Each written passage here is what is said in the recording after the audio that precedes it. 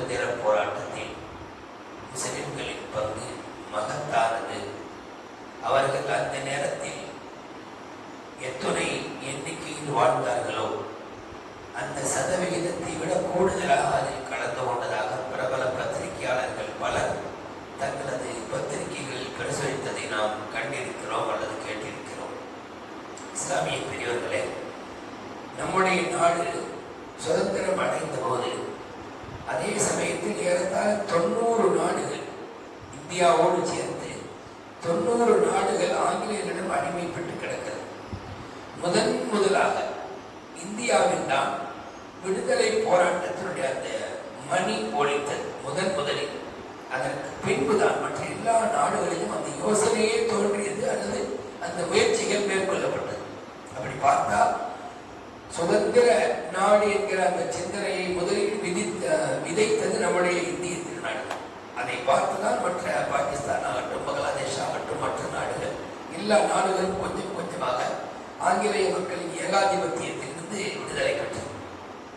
இது ஒரு விஷயம். நாம தான் அதற்கு உண்டான முன்னோடி. இந்தியா தான் மற்ற நாட்டினுடைய சுதந்திர சிந்தனைகளுக்கு முன்னோடி, மற்ற நாட்டினுடைய சுதந்திர சிந்தனைகளுக்கு முன்னோடி. அடுத்த ஒரு விஷயம், நம்முடைய நாட்டில் மட்டும்தான் சுதந்திரத்திற்கான போராட்டங்கள் பல வகையாக நடந்தது. வகை வகையாக போராட்டங்கள் நடந்தது. வெறும் ஆயுதம் ஏந்திய போராட்டம் மாத்திரம் நடக்கல. ஏறத்தாழ 10 வகையான போராட்டங்கள். அதில் ஒன்று ஆயுதங்களை ஏந்தி நடந்த போராட்டம். அது அல்லாமல் ஆங்கிலேயர்களின் சட்டங்களை எதிர்ப்பது, கைராட்டினத்தை சுற்றி அதன் மூலமாக விடுதலைக்கான ஒரு சிந்தனையை உண்டாக்கியது, கதர் ஆலையை அணிந்தது. ஒரு விஷயம் உங்களுக்கு தெரியுமா? கதர் ஆலைங்கிறது எப்படி தெரியுமா அந்த பெயர் வந்துச்சு? இன்னைக்கு நாம அந்த கதர் ஆலைன்னு சொல்றேன். அந்த பெயர் அரபியிலிருந்து வந்தது. முஸ்லிம்கள் அந்த நேரத்தில் அதற்கு கதிரான ஆடை என்று சொன்னார்கள். கதிர் தான் கண்ணியமான ஆடை. இன்னைக்கு பாருங்களேன், நம்ம என்னதான் கலர் ட்ரெஸ் அணிந்தாலும் அந்த கதர் ஆடை அணிகிற போது ஒரு மரியாதை அதில் வரும். அந்த வேஷ்டியை உடுத்திருப்பவர், அந்த சட்டையை அணிந்திருப்பவர் வெளிப்படையில் பார்க்க எளிமையாக இருந்தாலும் அவர் மதிக்கப்படுவார். ஏன்னா அந்த கதிர் அன்று ஆடை, நீளத்தில் கதிர்னு படிக்க கண்ணியமான இரவு, அந்த கதிரிலிருந்து வந்ததுதான் கதர் ஆடை என்பது. கதிர் பிளஸ் ஆடை, அது கதர் ஆடை. அப்போ கதர் ஆடையினுடைய போராட்டமாகட்டும், அதே போல ஆங்கிலேயர்களால் இந்தியர்களுக்கு வழங்கப்பட்ட பல்வேறு பட்டங்கள், அந்த சர்டிபிகேட் கொடுக்கிறாங்க. இந்த பட்டங்களை எல்லாம் துரத்த, இது எங்களுக்கு வேண்டாம் என்று அதை திருப்பி கொடுத்ததன் வழியாக நடந்த போராட்டம், ஒத்துழையாமை இயக்கத்தை ஏற்படுத்தி அதன் மூலமாக போராட்டம். அதே போல பள்ளிக்கூடங்கள், ஆங்கிலேய பள்ளிக்கூடங்களில் தங்களுடைய குழந்தைகளை சேர்க்காமல் வெளிப்படுத்திய அந்த ஒரு எதிர்ப்பு, உப்பு சத்தியாகிரகம், அதே போல கப்பம் கட்ட மறுக்குதல் என்கிற அந்த ஒரு விதம், கப்பலோட்டியும் சுதந்திர சிந்தனையை வெளிப்படுத்தி, இப்படியாக ஏறத்தாழ 10 வகையான போராட்டங்களை நடத்தினால் நம்முடைய நாடு சுதந்திரம் அடைந்துள்ளது. இது முதல் விஷயம். இது ஒரு முன்னுரை வச்சு. அடுத்ததாக இஸ்லாமியர்கள் இதில் தங்களுடைய பங்களிப்பை எப்படி செலுத்தினார்? நாமெல்லாம் புத்தகங்கள்ல பார்க்கிறோம். இன்னைக்கு தமிழ் புத்தகங்கள் என்பது 1944 நேதாஜி சுபாஷ் சந்திர போஸ் அவர்கள் டெல்லி சலோ என்று சொன்னதுதான் ஆயுதமேந்தி போராட்டத்தினுடைய முதல் துவக்கம், சுதந்திரத்தினுடைய துவக்கம் என்று புத்தகத்தில் எழுத பார்த்திருக்கிறோம். ஆனால் உண்மையிலேயே கொஞ்சம் ஆழமாக நீங்கள் பின்னோக்கி சென்று பார்த்தால் தெரியும். 1757 கிட்டத்தட்ட இதிலிருந்து 200 ஆண்டுகளுக்கு முன்னால் முதலில் ஆங்கிலேயர்கள் இந்தியாவில் கால் பதிக்க பார்த்தார்கள். பாருங்கள், அந்த சமயத்தில் அவர்கள் யதார்த்தமாக வாணிப சிந்தனையில் வருகிறார்கள். வந்த இடத்துல இந்தியாவினுடைய வளங்கள், பசுமைகள், அற்புதமான விளைச்சல்கள்.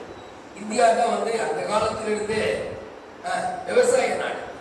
இந்த விவசாயம் எப்படி வச்சு தெரியுமா உங்களுக்கு? அதையும் தெரிஞ்சுக்கலாம். ஆதம் அலைஹிஸ்ஸலாம் அவர்கள் முதலில் இறக்கப்பட்டது, சொர்க்கத்திலிருந்து இறக்கப்பட்டது இந்தியாவில் தான்.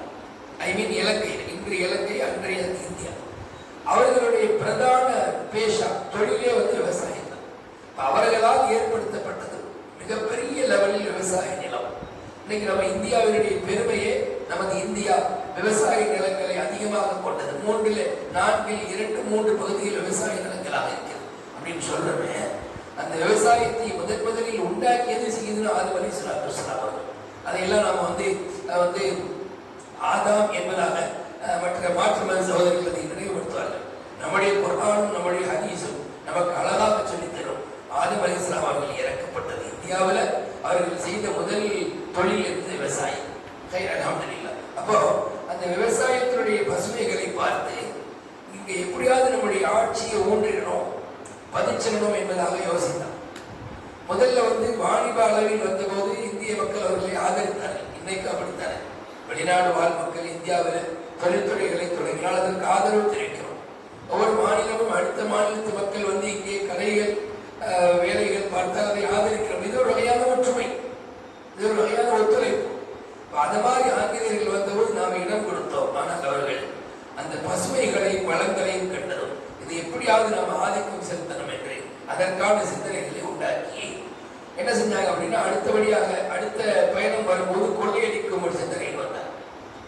அவங்க முதலில் வந்தது வங்காள தேசத்தில் தான். என்ன செய்யறாங்க, இருந்த மக்களின் சிராஜுத் தௌலா என்கிற இஸ்லாமியர் ஒரு நல்ல ஒரு மக்களை ஆண்ட ஒரு மன்னர், நல்ல ஒரு சிந்தனையாளர், ஆங்கிலேயர்களை எதிர்க்க வேண்டும் என்கிற சிந்தனையில முன்னின்று நிற்பவர். அவர் அதை எதிர்க்கிறார். பல்வேறு வகையான எதிர்ப்புகள். இது நான் சொல்வது 1757 1757 பிளாசி போர் அப்படிங்கிற ஒரு பேர்ல பழைய காலத்து புத்தகங்கள் இருக்குது.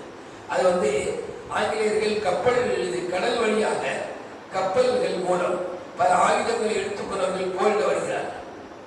இதை கேள்விப்பட்ட நம்முடைய சிராஜுத் தௌலா, மன்னர் சிராஜுத் தௌலா அவர்கள் மக்கள் எல்லாம் ஒன்று திரட்டி அவர்களையும் ஆயுதங்களோடு தயார் செய்து வெடி மருந்துகள் போன்றவர்கள் எல்லாம் ரெடி பண்ணி அந்த கடற்கரையில காத்திருக்கிறார். எது ஆங்கிலேயர்களுடைய கப்பல் வருவதை எதிர்பார்த்து காத்திருக்கிறார். லாவோடைய நாட்டம். இப்ப எப்படி வயநாட்டில் ஒரு கடுமையான மழை, அதுபோல் அந்த நேரத்தில் கடுமையான மழை. அந்த மழை பொழிந்ததுல இவர்கள் கொண்டு வந்திருந்த அந்த வெடி மருந்துகள் யாவும் பிசுபிசுத்து நமத்து போனது. அதை சாதகமாக பயன்படுத்திக் கொண்டு கப்பல்களில் இறங்கி அந்த ஆயுதம் ஏந்திய வீரர்கள் அந்த வங்கத்தையும் அவர்கள் கைப்பற்றினார்கள், வங்காள தேசத்தையும் கைப்பற்றினார்கள். சிராஜ் தௌலாவையும் ஷஹீதாக்கிவிட்டார். அதற்கு பின்புதான் அவங்க உள்ள காலூன்றிட்டார். அந்த 1757 காலூன்றிய மக்களை தான் நாம் 1947 இங்கிருந்து வரவேற்கிறோம். இது முதல் கட்ட துவக்கம். அதே போல 1929 அதை எடுத்து ஒன்று இருக்கு. 1857 அப்பொழுதும் அப்படிதான் முதலில் நடந்த அந்த சுதந்திர போர் என்பது பர்மாவில் ஆட்சி செய்த மன்னர் பகதூர் ஷாவுடைய அந்த தலைமையில அந்த போராட்டம் நடந்தது. அப்பெல்லாம் ஒரே நாடு தான். இந்தியா, பர்மா, இலங்கை எல்லாம் ஒரே லெவலில் தான். ஒரு சின்ன சின்ன தீவுகள் கடல் தான் வித்தியாசம் இருந்துச்சு. இன்னைக்கும் பர்மாவுக்குலாம் போறது ரொம்ப கஷ்டம் இல்லை. விசா பாஸ்போர்ட்லாம் வேணும் தான். ஆனாலும் ரொம்ப தொலைதூர பயணம் இல்லை. ரங்கூன் சொல்றோம், மியான்மர் நினைக்கிறது, பேர் மியான்மர் நினைக்கிறது. இந்த மாதிரி எல்லாம் ரொம்ப சர்வசாதாரணமாக நம்ம ஊர் மக்கள் எல்லாம் கூட அங்கே வியாபாரம் பண்ணிட்டு இருந்தாங்க.